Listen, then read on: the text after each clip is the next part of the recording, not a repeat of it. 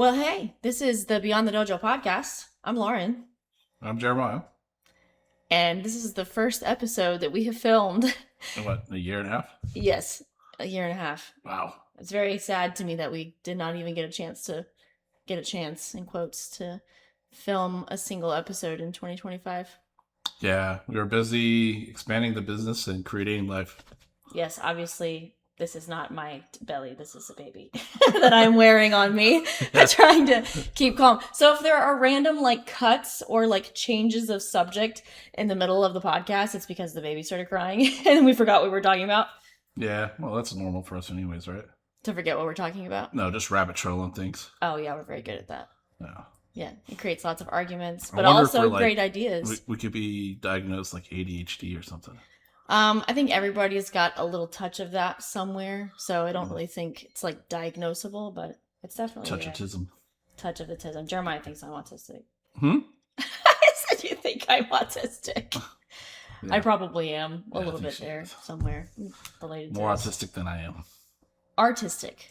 And autistic. Okay, well, that's fine. That's nothing wrong. That's we're saying that's a good thing because it. Yeah. No, I think it's a beautiful thing. Yeah, it is. It gives you lots of talents that you wouldn't, or abilities that you wouldn't otherwise have. So you're saying I'm a superhero? Yeah. Pretty much. Yeah. I'm gonna turn my phone sound off. That wasn't me, actually. That was you. Wasn't me. It's fine. Oh boy. So the last episode that we filmed, that we recorded, was actually about us testing for Yondan. Was that the last one? Yes. Oh, jeez. And we published it way after the fact. Well, it was a year and a half ago. It was right. Oh my gosh. And we published it way after the fact. So we tested in July of 2024. Yeah. Yeah. And then published that episode last year. So wow.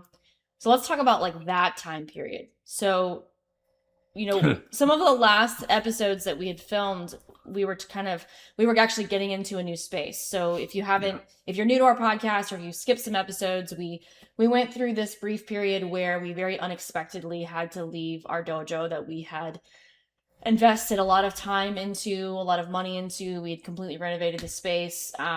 It was for us, it was a dream because we did what we could with the building, and it was the beginning of our business as we know it. And also, we don't just teach karate, which, we love, but we have, I'm a personal trainer, so we've got a fitness component of our business. Jeremiah is a licensed massage therapist. And, we've had yoga classes and stuff. So we've had this fitness studio conglomeration of things growing over the course of the last, last 9 years. Right. And in 2020, to end of 2023, we got the news, hey, you have to move. And real quick, we managed to, by the grace of God, found a place, renovated it, got into it, got things rolling. And by the middle of 2024, we were stepping all over each other. Yeah. We knew moving into this building that we're going to it was a temporary fix, right? It wasn't something we're going to be able to stay in for a long period of time because we were growing. Mm-hmm. Even then, we were still growing, right? So, we kind of stalked our next door neighbors and watched them because they had a business, and obviously the business wasn't going bad, but there was no traffic into the building. There was no reason, logically for them to be there. And any business-minded person would see that and go, why am I spending X amount of money on rent to stay in a building that I, obviously didn't really need? And because it was literally 3 people. Right. And they were all related to each other. So it was like a family-run business, and I couldn't...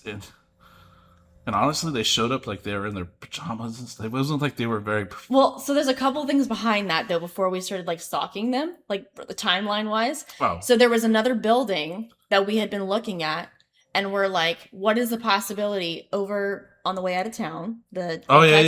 So there was a building that we were looking at, and we're like, it's 2 buildings. What is the possibility of us getting into this place? So I finally, had the courage to call the number and be like, because no one had rented this place and it had been for rent since right when we moved in to our new space. It had gone up for rent. So we called and we're like, hey, like, if we're going to get into something like this, we want to buy it. Like, you know, is it for sale? No, it's not for sale. What's the rent rate? Way higher than anything we could afford, even now.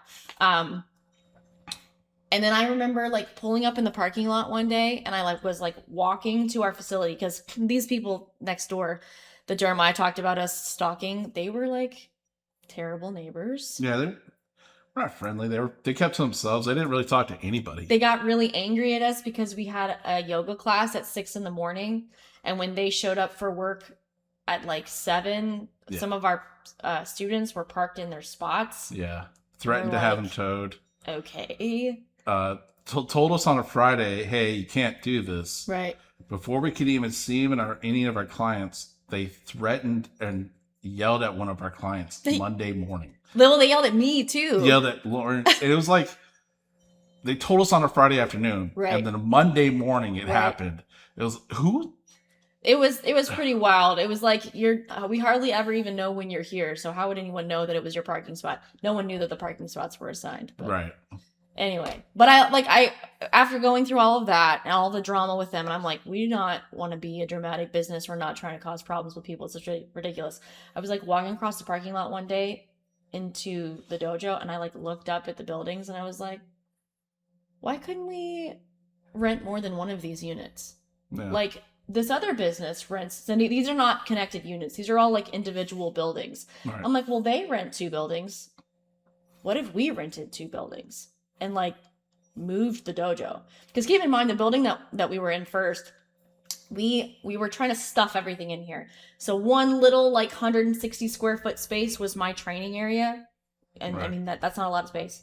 And then we had to have an area designated for Jeremiah's massage business. Otherwise it was never going to grow if we kept sharing space. Right. So then that meant that the rest of the building was the bathroom, the kitchenette, and the dojo. There was no lobby.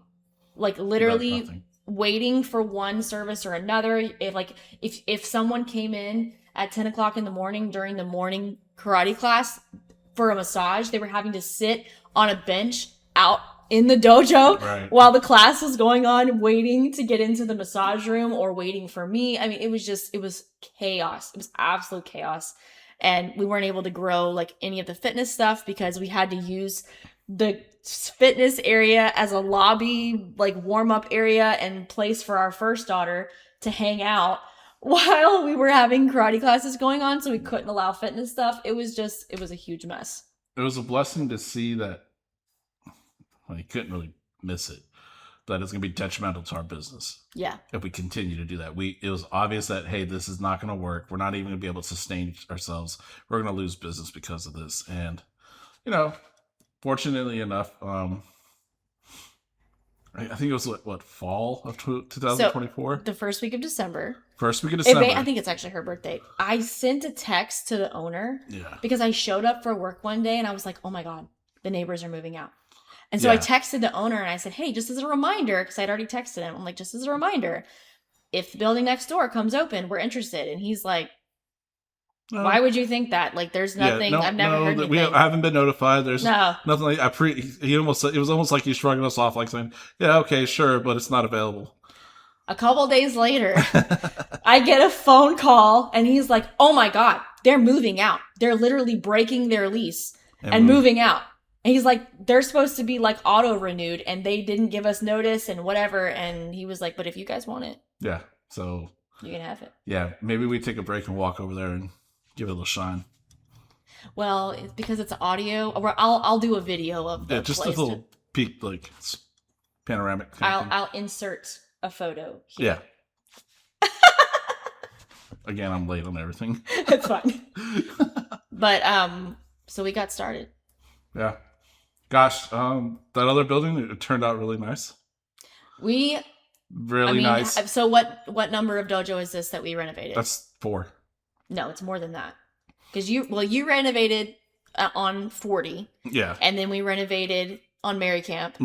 We renovated 120. We renovated 106. No. And now, so is that 5? 5. Yeah, 5 5 spaces. This is our fifth space. dojo. We got it down to an art. I guess. It actually, but really though, I mean, it turned out great. So like, if you watched our, no, you haven't, not if you've watched it. I haven't finished the episode of like showing the renovation of this building that we're sitting in right now. Because I have a video of how we did everything. How this turned out. Sorry. Well, I'm really behind. But when I eventually publish that video, you can see like the method that we use that Jeremiah came up with, where we like put the little pucks. Yeah. So you get like, well, puzzle piece mats. Yeah, they're 1-inch puzzle piece mats that I've used at one of my other dojos.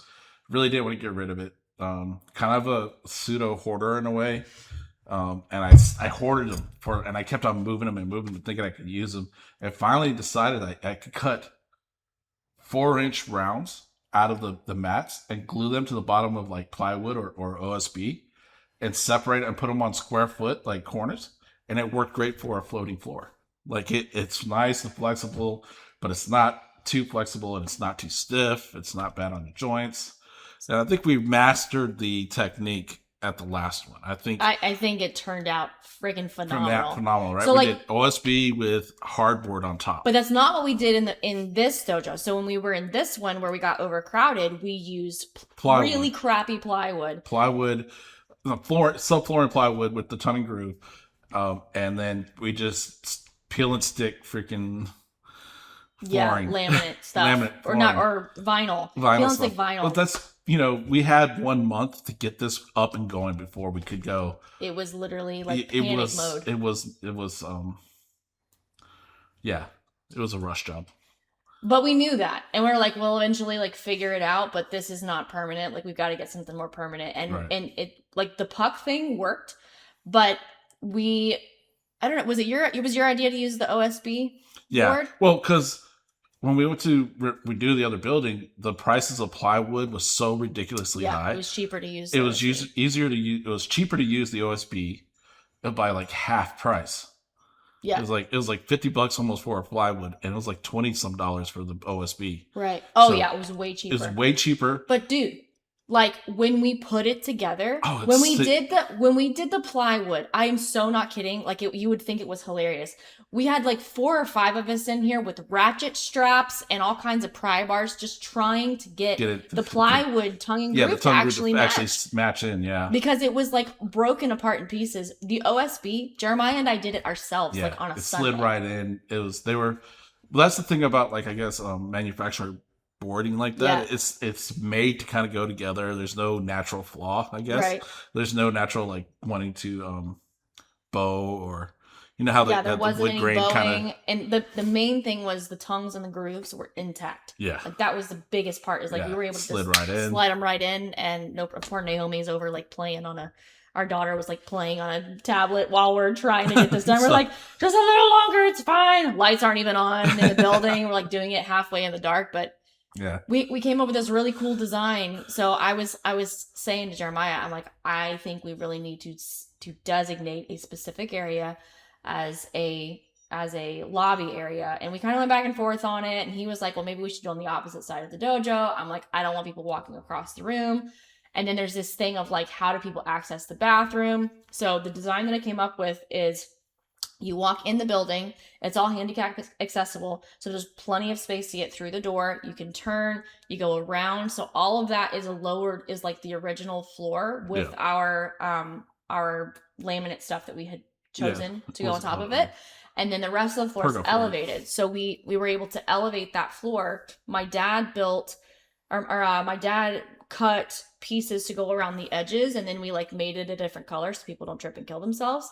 But the floor is actually elevated, and the lobby area is like a couple inches down from that. So there's a distinct separation. So the only reason you would walk straight across the dojo floor straight to the bathroom is because you're a moron. Yeah, so the flooring itself is a blonde color. Mm-hmm. And then her dad took 1x4 and what do you call that when you cut it down the middle? Ripped it. He ripped it to the size we needed, and then we stained it a darker brown, like almost a coffee. Yeah. So the whole edge is this coffee color, and then you have this blonde floor. Then you have like this minty green, light minty green, misty Sierra Mist or something, or It was actually called matcha. matcha, light green paint on the wall.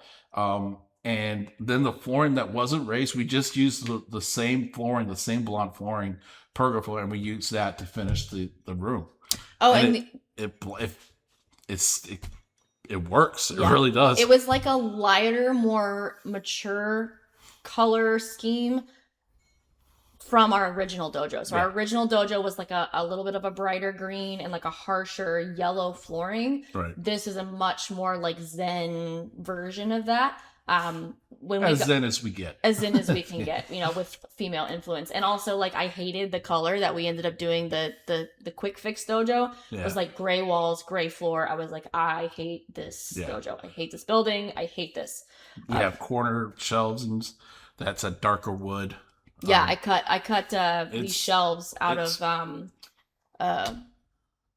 I don't know, some kind of weird wood that's Cedar? like has like termite tunnels through it. man, I can't remember what it's called right now. I got it on sale at Home Depot and cut it into shelves, and it smelled like bananas when I cut it. Yeah.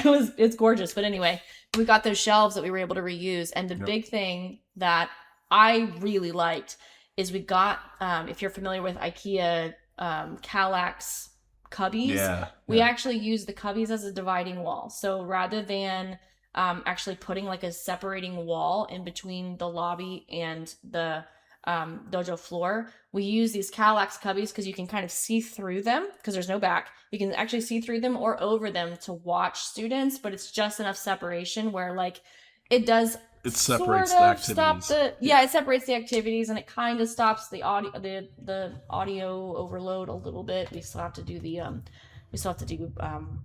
acoustic panels on the ceiling. We're pretty behind on stuff. Pretty proud of it, yeah. I'm very proud of that dojo. I think it looks absolutely phenomenal. I mean, everybody who walks into the place is like, oh my god, this place is gorgeous, and we're like, I know, thank you. We'll take credit on that for Yeah. sure. I mean, and on another cool thing, since we're just talking about details, we were able to reuse the benches that we had someone build for us, and then we had to fix them. We were able to reuse our benches next door, and then I bought, and I kind of designed with IKEA a big PAX wardrobe, like it's a huge one that goes all along one of our walls. So it's basically the outside wall of the bathroom. Yeah. It's in the lobby, and it's got sliding doors. So it's so much storage space. Like, we're still not using it all. Yeah. But we intentionally did that in case we have multi-uses of the space or Right. whatever.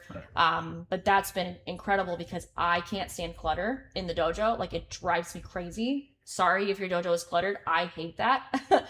So we put Well- everything into these opaque Right. cabinets, and It makes just it keeps nice. everything clean. and simple. There's nothing extravagant about what we did. It's just very, Yes. it's nice Clean lines. and simple, but at the Right. same time, welcoming and warm. And also, like, I'm not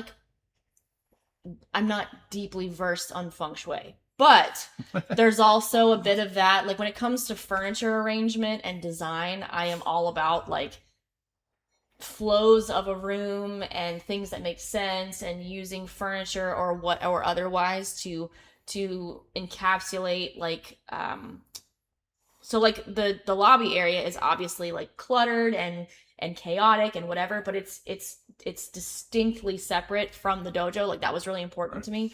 So doing things like that has been Yeah, we My have brain's other people like we have the opportunity to rent the space out to other teachers, yeah and it's funny because even when we did that, they started bringing things in, bringing crap into our dojo. plants and things to kind of accentuate and bring it a little bit more. I don't know, just more us in a sense, like overall, and that's been pretty cool. Like Yeah. watching other people add to our space Yeah. and making it just another touch. That's funny you say that. So in April of last year, I was here working, and all of a sudden this woman walks in the door, and she's like, hey, I'm a Tai Chi instructor. I was told by some of my students that you're looking for somebody. And we're like, oh my God, who sent you? Yeah. And so this cool lady has started teaching Tai Chi Yeah. in the dojo once a week. And we love her so much. Yeah, she's pretty cool. She's like, I don't know if she realizes how like her personality is so similar to ours, except that she's so sweet, and she's obviously, older. But she like pretty much tells it like it is. Like, she's not afraid to have hard conversations sometimes, I think. Yeah, no, I think it's kind of cool. Like, she is the more polite version of us. Yeah, for sure. That's the best way to describe it. She's just Yeah. So like we got her some chairs so that because they do like both like seated and standing tai chi. And we have them stored in our giant closet thingy, and on Thursday nights after the last class is done, one of the granddads is one of the tai chi students, so he goes and he takes out all the chairs and arranges them for the Friday morning tai chi class. Well, you know what they did for her for Christmas? Her tai chi students went in together. She's got these boards that are like visual aids for her tai chi class. They took pictures of all of her boards, and they got someone to make a like super professional versions of her boards. So like it's got the yin and yang symbol and like all of the wording around it that she had done, and it's got all of her lists of all of their techniques and all of their stuff. Like they got that made for her really, really nicely, so it's stored over there as well. She said that she'd been using those for like 13 years teaching. That's a home run partnership that we worked with her. Just same like-minded person. Yeah. Loves what she does, and it's obvious. But that's one of the things that we considered when building that space. Like, hey, this can be for more than just us, since we're separating it from the rest of our business. The rest of our business will be functioning next door. Can we create space for other professionals to be able to store their crap and be able to like seamlessly run their classes and not feel like they're moving in and out every single week? Right. Yeah, and it worked out. Yeah. It worked out. We got a yoga lady that comes in. Yep. It works well with her. She likes the space. And she's got plenty of space to store her stuff. She's got plenty of space for herself to do whatever. It's so far, it's beneficial to everybody. Yeah. So it's been a great ad. Yeah. And that's kind of the whole idea too with the dojo space, was make sure it pays for itself. Yeah. Make sure that we're not just sitting on an empty room. Yeah. 90% of the time. And it's crazy because it's the same size building as the second building, this one here. It just feels better. But we made better use of the space. Right. Even with cutting off part of the space for a lobby, we've been able to maximize the training floor. And like that was our goal, is like we have to maximize the amount of space that we're using for training. And so like when we have our black belt weekend class, there have been days where we fit probably 12, adult black belts on the floor, which for 1,000 square feet total of the building, that's pretty decent. Not bad at all. We were able to work it, and it works out well. So yeah. I think it'll be a while before we grow ourselves out of that. Oh yeah, I think we've got plenty of space to grow. People have made comments like, "Oh, you guys are gonna run out of space soon." I'm like, "No, we're not. There are ebbs and flows throughout the year. There was a point where we had the 6 to 8 year olds class once again had like 15 students in it. Like we just go through those ebbs and flows, but it's not permanent. So we just manage the students and move them to classes, fill different classes, move them around a little bit, and go with it. So what are some other things from last year? I know that January, we made a special trip out to San Diego in the middle. Was it in the middle of our renovation? I think it was. In the middle of the renovation. Yeah. Next door. We were like... We didn't plan it in the middle. We planned the trip and then the renovation happened. I think so. I think that's what happened. We literally set the trip up. And then... We're like, we're not going to not go. Yeah. And we didn't want to change it up because that time of year, the winter time of year, Steve tends to get a little bit busier. People come to visit him more. Well, we didn't want to lose our spot, so we just left it as is. Plus, I think we needed the break a little bit too. Oh, yeah. Like just going hard at it for several weeks. This is the first, well, no. This is the fourth winter where it's been like kind of chaotic. Like we had our first daughter in the winter. The following winter, we moved dojos. The following winter, we moved dojos. The following winter, we had our second daughter. Yeah. So, this is not as bad as the last two winters. The last 2 winters have been pretty bad. It's been pretty crazy. Yeah. Having our daughters. Looking back, that's been our light years. Our light years. Yeah, Oh like, yeah, yeah, yeah. just, There's like, been like chill, not like, a lot going on. It's a just lot of change, it's but just that it's only one of us working basically. right, a lot of change, but nothing like overwhelming. Yeah. But we went out to train with Steve, and that was fun. I think since the previous summer, Yeah, since our Yondan exam and the HCKI summer camp, I had been working on like some hip rotation stuff, and he was able to give me some more insight on that. There were other katas and stuff we worked on as well, but I was like, I think you and our first daughter were asleep, and I was like literally working on hip rotation stuff like late at night in the room trying to get some of it down, because like it was like it's like that when you're working on something and you feel like you're on the verge of breaking through on it. I didn't quite make it past that point. He had made a comment to me. He's like, look, you're gonna over rep this if you don't quit. So I kind of backed away from it, and then didn't really get a chance to continue because I got pregnant. Yeah. That's been. I think that this past summer and fall, I think the difference has been like second pregnancy was a little bit different. Yeah. My workload with the massage therapy changed. Yeah. And so it was a lot heavier. And then, I took a break from my normal training regimen for almost 3 months now. Yeah. The pregnancy was wearing on him. Well, yeah, it was actually. That, and then just like. Yeah, but he was having to cover like the majority of, like I just got I so covered tired. the majority of the classes. I started doing things like that. So it is what it is, right? I'm not complaining, but I guess I make an excuse for not training. I mean, that's the reality though, is like there are seasons. Well, and the other thing was like, I take high blood pressure medication, and the medication I was taking like was giving me, my feet were swelling, and oh my god, I was getting these weird like dizzy spells from the sun. So I've been switching back and forth on medication, and if you've ever been through that, it's pretty stressful. It's stressful and it's taxing. Like you just don't want to really do much because your body's like doing these weird things, and the swelling was so bad. So we had it was like November or October. We had a black belt class where like I was able to train a little bit, and then it started sparring. I'm like, all right, I'm going home.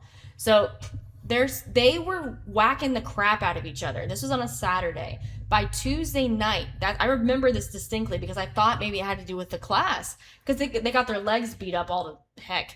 And Jeremiah came home from work. It was like 8:30, 9 o'clock at night, and his feet and legs were so swollen. And I'm like, oh my god, what did you guys do on Saturday?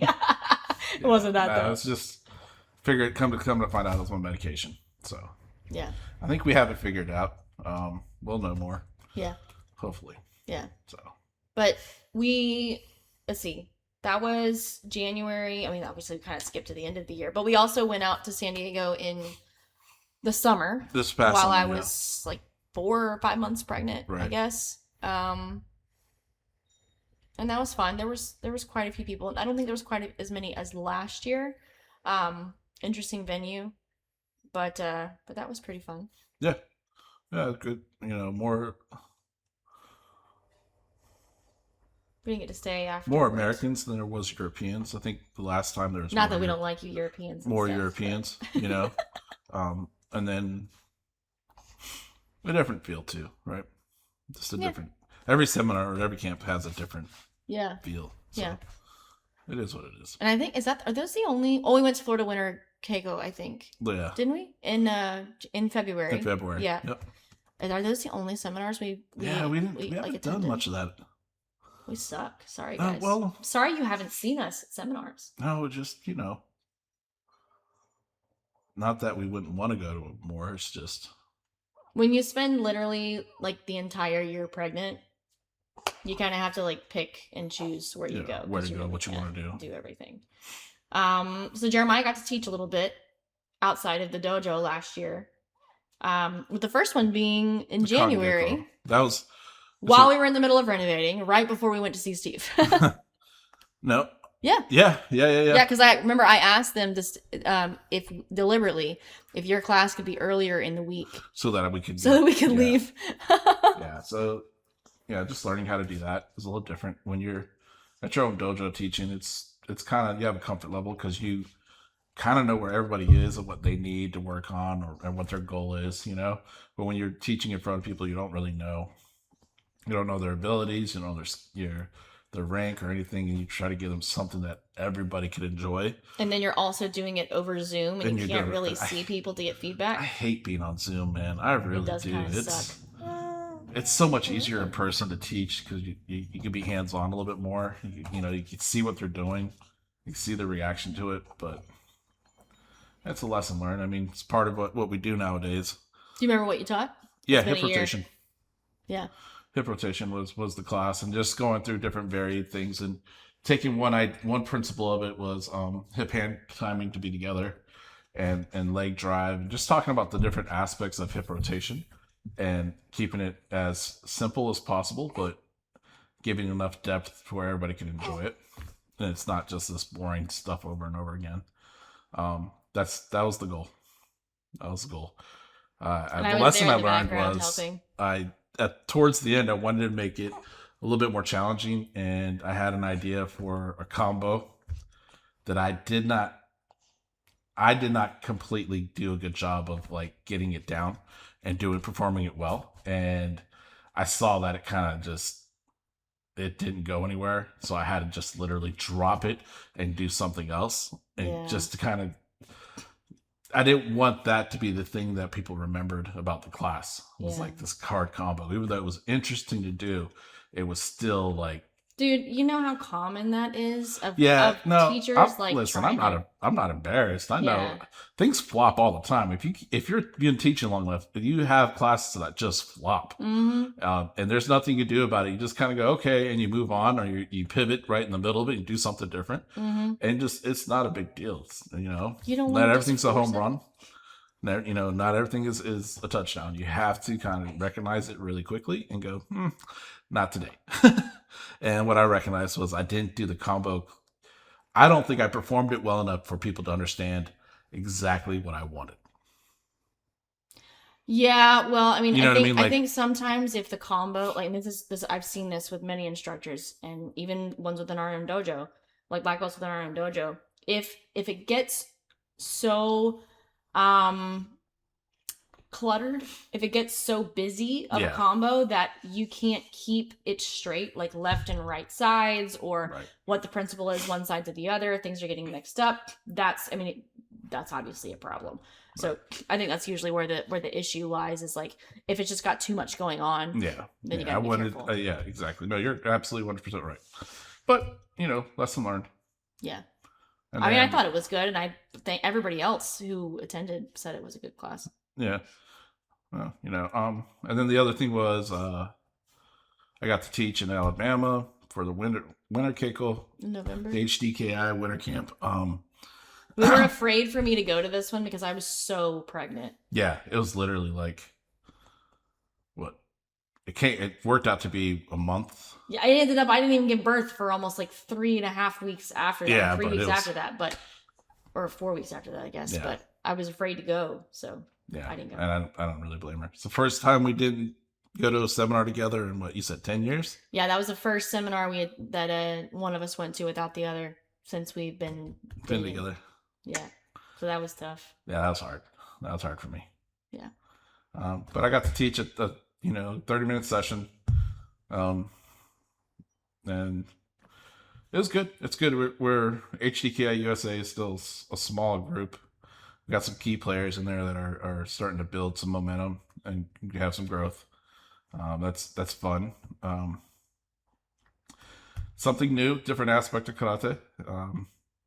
For a long time, the teaching was primarily focused on our students and our own dojo, right? Mm-hmm. And I feel like we've created a identity and understanding and an approach within our own dojo that the process, the system, the structure is established. You just have to plug the input in. You have to put the information in, and it kind of works its way out.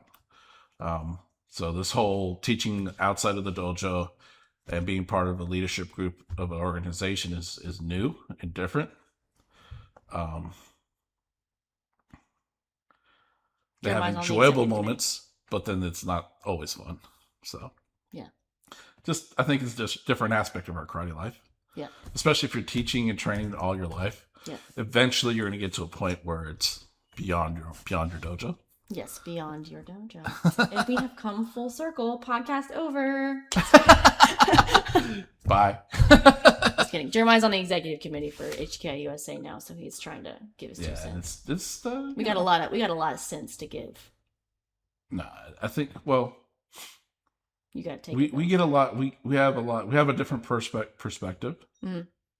We're, I don't want to say a professional dojo, but that's literally what a lot of our livelihood comes from teaching karate. Bunch of country So we bums. look at it not only from, it's a passion of ours, but we have to make business sense in the things we do. What kind of decisions make sense for the majority of the members, or exactly, where are we wasting time, this, that, and the other? Like look at it as like an efficiency thing.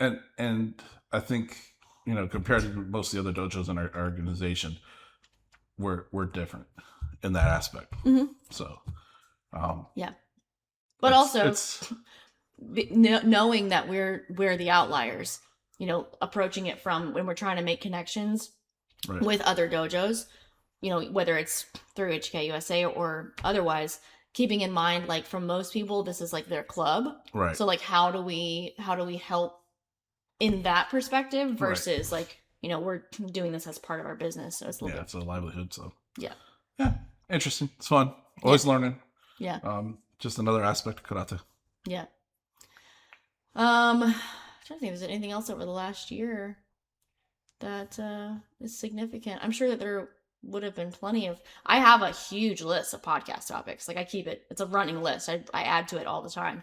It's just that between all the things, between really a lot of business stuff, honestly, over the past year has been the big thing. Like, even toward the beginning of last year, I was so 100% focused on the renovation and getting our business like up and rolling, and like the new expenses that were going to come in. Like, I just didn't even want to think about karate community, nothing. Like, I didn't want anything to do with any of it. I'm like, we have to get this squared away. It's the ebb and flow of life. Yeah. We've like we said earlier, we brought in a couple contractors to teach other arts, and we have plans to try to get others in as well. So a couple ideas with that. And then we're the only facility in our area that offers any kind of martial arts at all. Right. So we feel like, we're not trying to bring them in as part of our dojo. We're just bringing them as contractors and let them use the space to teach their own thing. We don't have any kind of influence on what they teach or how they teach. They're up to them, and they do as they please. So it's separate in that sense, because I know there used to be a business plan for martial arts schools where you offered all different kinds of martial arts, and then if you looked at it, the majority of the time it's taught by the same person. Ugh, like a weird mixed martial arts. It was like a weird, and to me that just kind of watered down all the arts. Right. So I'd rather just, hey, you have a professional, like our Tai Chi instructor's been training for 20 years. Right. So. Right. That's what she does. Right. That's her thing. That's what we want. And we're very fortunate that we've been able to find people that way. Yeah. And you just got to be patient. We're in the middle of nowhere. A lot of people don't want to travel to us. We do have a number of people that travel. I mean, we've talked about this many times, but that's that's our, they know what they want. And that's why they travel. We also changed the name of the dojo. Yeah. To the Dojo. To the Dojo. So if you've been with us for a while or been around for a while, we never even talked about it very much, but the dojo's name was Shotokan Karate and Human Performance. Human Performance being what I specialized in quotes, in college. I have a sport and exercise science degree. The whole point of the name was it was supposed to mirror Jeremiah's dojo, which was in Ocala, which was called Shotokan Karate and Family Fitness. So when we closed the Ocala dojo down, The name of the Bushnell Dojo like didn't Stupid. make any sense to anybody. They're like, what is human performance? Do you guys like dance and stuff? It was like it just became a mouthful. It was just not it. Yeah, it was. So- I really after the first year I hated the name, and I was like I don't know what to change it to. Jeremiah had well, I don't know if I don't want to give it away like what you had suggested for a name because somebody might take it. The name that you had always suggested for a dojo. Do. Yes.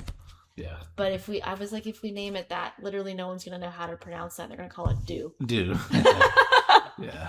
So we just called it the dojo. I know there are plenty of other places that are called the dojo, but Yeah. it makes sense with the podcast beyond the dojo. Yeah, it's a connecting thing. And plus, it also makes it a space where other people can come in. Right. Like we're not a mixed martial arts school. We never want to be that, but we at least have the space for other really arts skilled to come in practitioners and do to their come thing in. and So I guess you could call it like a Budokan, but I want to be careful using that word because I don't know what all that entails. But it's like a centralized dojo. The Budokan's it's Japanese arts, right? And we're that's welcoming not necessarily any martial arts. So yeah, except for like grappling arts or Aikido, because we just don't have the mats. No, we don't have the space to do That's the only thing. We don't have mats for that. So if we had space to store the mats and be able to put them out when we need to, we'd probably have grappling too, but yeah, we just don't have the space to store them. Anything else from 2025? That's all I got. What's in store for this year? Huh? What's in store for this year? Oh boy, I don't know. I get to go train with Steve end of January this month. We have too young of a baby, so I'm stuck at home again. Yeah, but I'll hear about it after the fact. We'll get back. Fine. Okay. It'll be okay. I don't know. It'd be nice to network a little bit more in our local region. Yeah. And not, I mean, like within our state. Yeah. Finding other dojos that kind of like or in Florida, in case you're listening. Yeah. Central Florida, so Yeah. What's up? Yeah. Just to have like a better group, local friends. Yeah. That'd be nice. We do have the goal of actually recording this podcast more frequently. Yeah. Rather than letting everything get in the way. I said to Jeremiah, I'm like, I'm tired of having to focus on things. Like, I understand that this is the nature of being in business, but I've spent so much time focusing on stuff that I didn't really want to focus on. And I'm like, I miss doing things I enjoy, like podcasting and talking crap about people. And that's beneficial for us. It's therapeutic, right? Yeah. Get off a chest. Yeah. And feel like we're talking with friends. Yeah. So hello, friends. Hi, friends. We miss you. Yeah, we've missed you so much. I hope you've missed us. Oh, they really like us. Yeah, they really do. They really love us. And trying to train more regularly and, get back into the swing of things. I'm not even 4 weeks postpartum yet, so I'm not cleared to do like much of anything. No. So try to gradually build that back up. It took like 2 years last time to get back to where you felt to where I felt like myself again. But a lot of it was lack of sleep. Our first child's not great at regulating her own sleep. Oh my gosh, I don't know what's wrong with her. But yeah, it definitely took a while. So hopefully it won't take as long this time. Yeah. I'd hate for it to take another 2 years. But that's okay. It'll be worth it. Lots of learning visually in the meantime if I can't physically do a lot of stuff. Well, we normally end the podcast with what you've been working on. So what have you been working on? Oh, jeez. Let me go ahead and finish up because someone hasn't been working on not interrupting people. I was going to say maybe not this time because neither one of us really been working on anything seriously for a while. Just recently, I've been doing a lot more work like conditioning and kettlebell stuff.